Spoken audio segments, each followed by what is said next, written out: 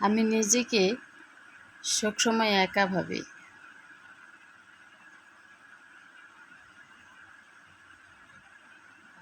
মাঝে মাঝে নিজেকে নিঃস্ব ভাবি।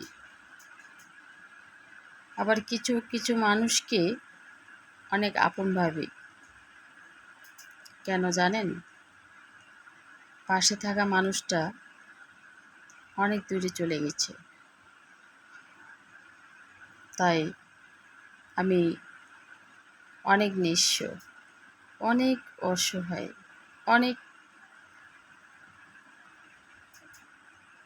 নিরীহ, যাকে বলা হয়।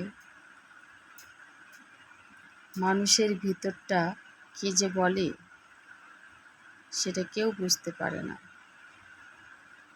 কিন্তু উপরটা অনেকেই দেখে।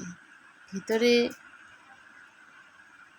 কোথায় কি আছে না আছে সেটা জানার কারো প্রয়োজন নেই।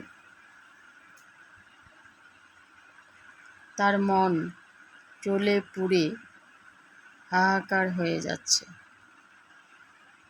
এটা বোঝার চেষ্টা কেউ করে না।